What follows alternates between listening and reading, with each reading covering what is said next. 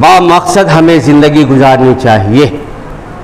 کنتم خیر امت اخرجت للناس تأمرون بالمعروف وتنہون عن المنکر وتؤمنون باللہ. با مقصد زندگی گزاریے. اور ہماری مقصد حیات کا ایک زبردست خاکہ اللہ تعالیٰ نے کھینچا جو ہم اور آپ ہر سال قربانی کے موقع سے یہ نظارہ دیکھتے ہیں. کیا کہتے ہیں؟ عہد و پیمان ہوتا ہے. قل ان صلاتي ونسكي ومحياي ومماتي لله رب العالمين لا شريك له اللہ الصمد.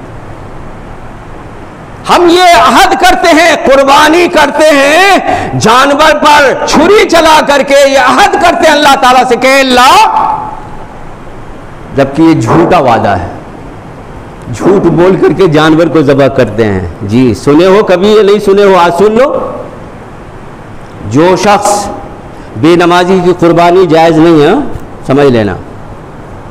چونکہ جھوٹا وعدہ کر کے ہم جانور کو ذبح کرتے ہیں، کہتے ہیں ان صلاتی ونسکی ومحیایا، اے اللہ بے شک میری نماز، جبکہ وہ نماز نہیں پڑھتا، جبکہ وہ نماز نہیں پڑھ رہا، جھوٹ بول کر کے ایک جانور پر ظلم کر رہا ہے.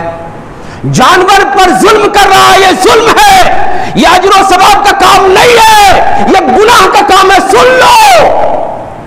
اس پر ہماری کتاب بھی چھپ رہی ہے کہ بے نمازی کا کون سا عمل قبول ہے نہیں ہے. میرے بھائیوں، ہماری زندگی کا ایک خاکہ کھینچ دیا مقصد حیات کا کہ کہو اے نبی آپ کہہ دیجئے کہ میری نماز، میرا مرنا، میرا جینا، میری ساری قسم کی قربانیاں، چلنا پھرنا، اٹھنا بیٹھنا، ہر قسم کی عبادتیں اے اللہ تیرے لیے ہے، تیرا کوئی شریک نہیں ہے، میں تو مسلمان میں سے ہوں. یہ عہد کرتے ہیں ہم، لیکن جانور کو ذبح کرتے ہیں، گوشت وغیرہ کھا لیتے ہیں. اور یہ جھوٹا، یہ مکار اپنے رب کے سامنے جھوٹ بول کر کے اور پھر نماز پڑھنے سے غائب ہو جاتا ہے. اللہ کی عبادت بندگی کے بجائے اپنے نفس کی اتباع و پیروی میں لگ جاتا ہے، من پسند عمل کرنا شروع کر دیتا ہے. یہ سب ناجائز زندگی، حرام کی زندگی ہے میرے بھائیوں.